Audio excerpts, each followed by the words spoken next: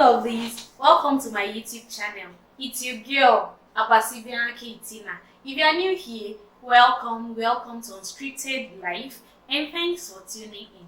To my OGs, the Unscripted tribe, a round of applause for you guys. Thank you so much for all the support. Thank you for your likes. Thank you for your comments. I see all of them and I don't take it for granted. In today's video, I'll be discussing money habits that is harmful to marriage. If it's a topic that interests you or is what you would love to know, then keep on watching. Alright, let's get into the video.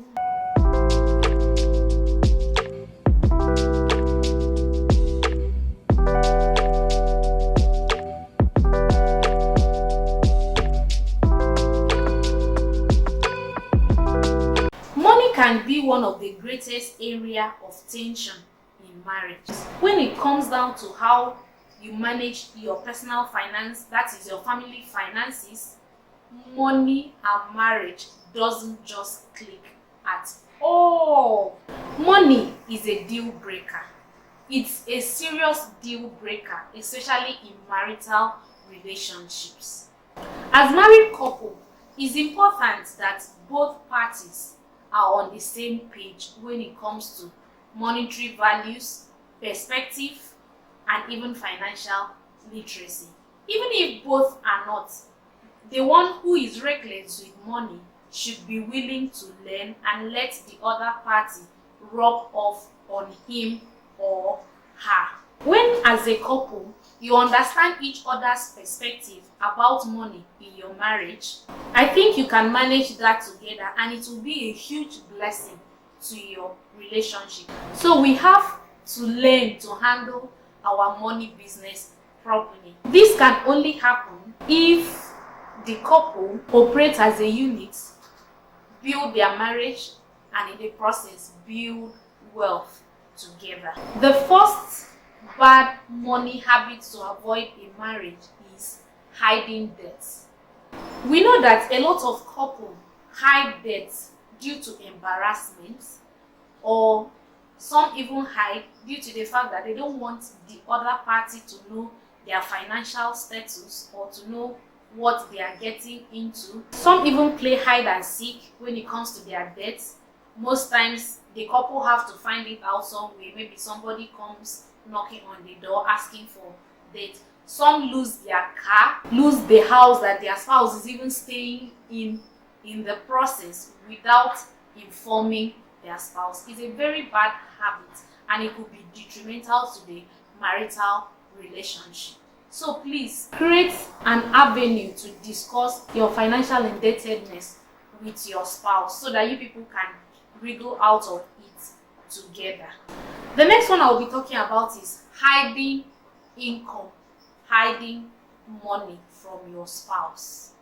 A lot of couples find themselves doing this not because they want to do it, but because they don't have the same perspective about money as their spouse.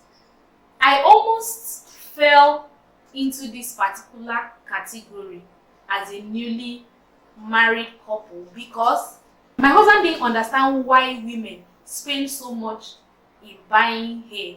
So most times when I want to buy a particular hair, I will not tell him how much I have earned because I want to use that money to purchase hair.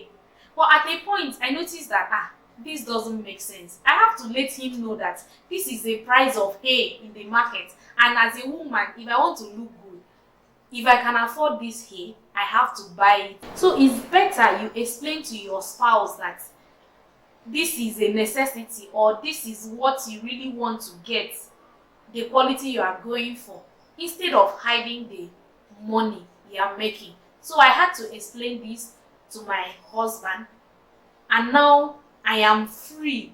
I just have to let him know, okay, this is what I want to use this particular money for, and if it's comfortable at the moment, I will go ahead.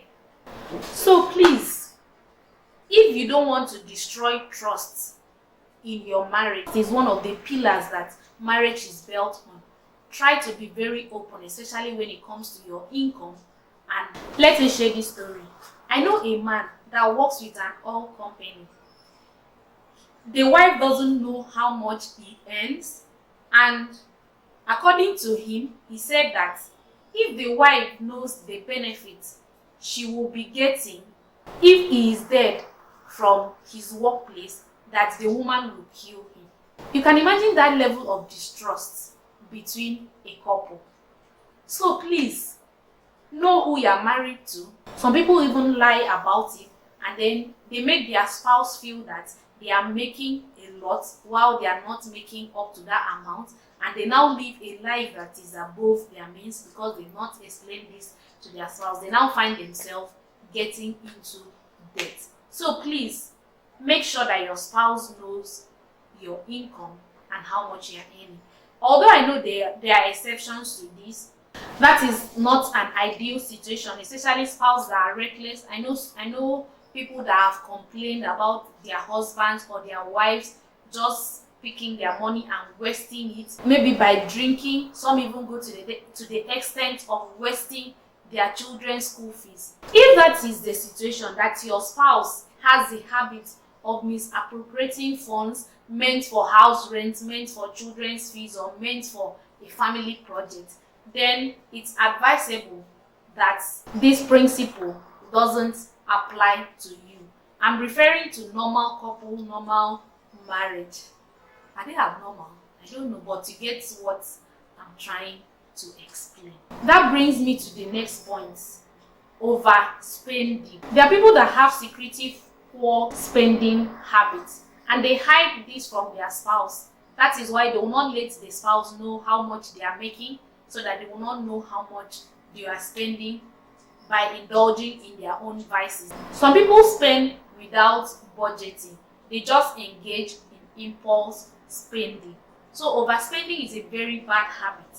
You have to be accountable to your spouse. I have a video on impulse spending. I will put the link up here and in the description box so that you can check it out and learn a lot from the video. The next point I'll be discussing is being stingy with your partner. I know all these stems from hiding your income. Some people don't feel they need to contribute to the upkeep of their homes because they feel that their partner should not be entitled to their income. We all know that marriage is partnership. This one brings, and it complements each other. But most people don't contribute to their homes. I know of men who don't contribute to their homes, but they are making money. I know of women who don't contribute to their homes, but they are making money. It's a bad money habit to practice in marriage. Please don't do this. I know there are various reasons that people do this that I might still touch on in this video, but please, the Unscripted tribe, don't be one of those partners that doesn't contribute to the financial responsibility in their homes. The next thing I will be discussing is still stems from the last point, is leaving the bills for one person to shoulder.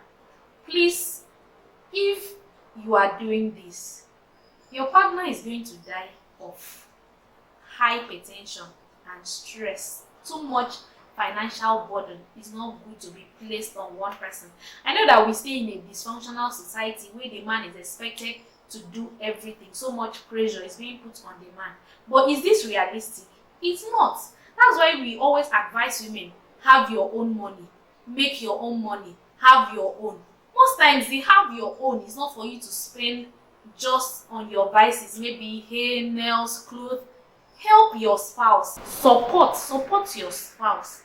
You don't have to take over responsibility. The idea, the intention is support. And then this boils down to who earns more or who is earning less.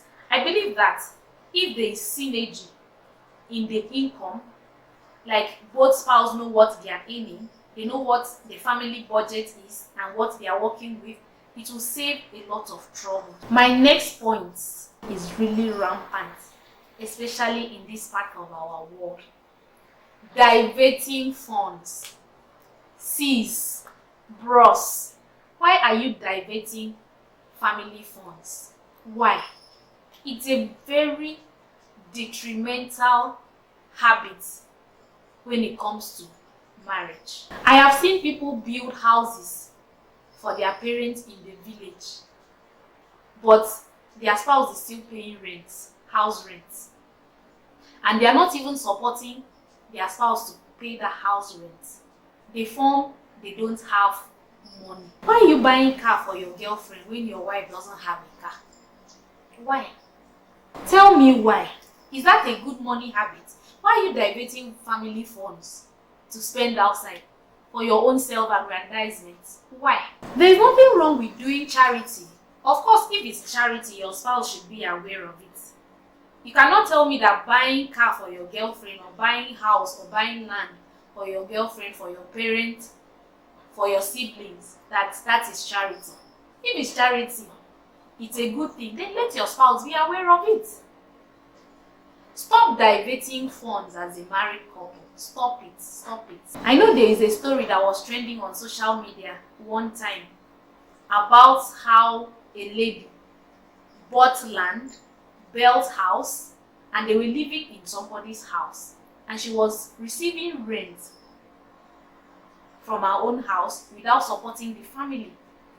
And then things got so bad to the extent that she had to move her family to that particular building which belonged to her, but then the husband didn't know that he was paying house rent to his wife.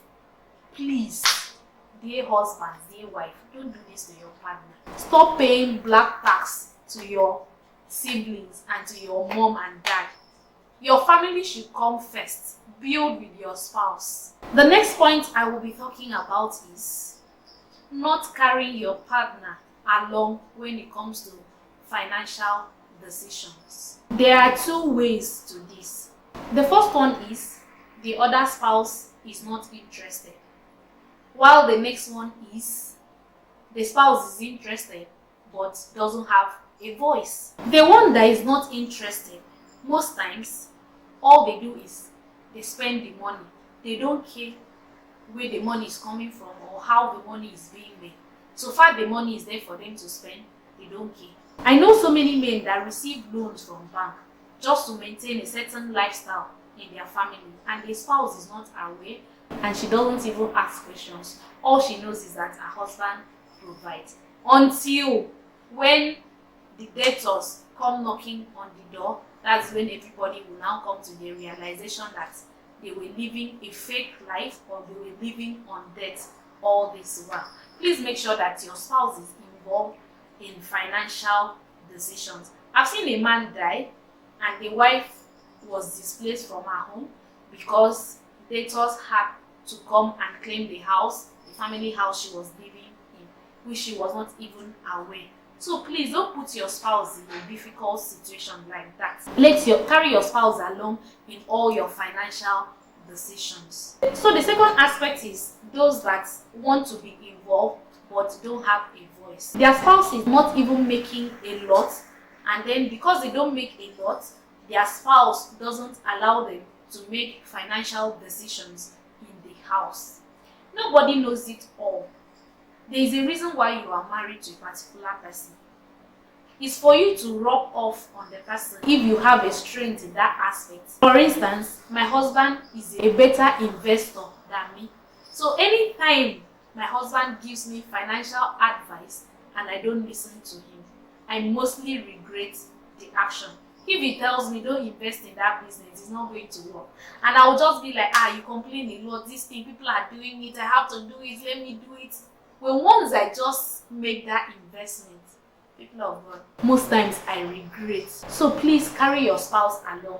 Don't shut your spouse up because he or she is not making enough money as you do, or the bulk of contribution is coming from you. The next bad habit you should avoid in marriages: not having an emergency fund as a family.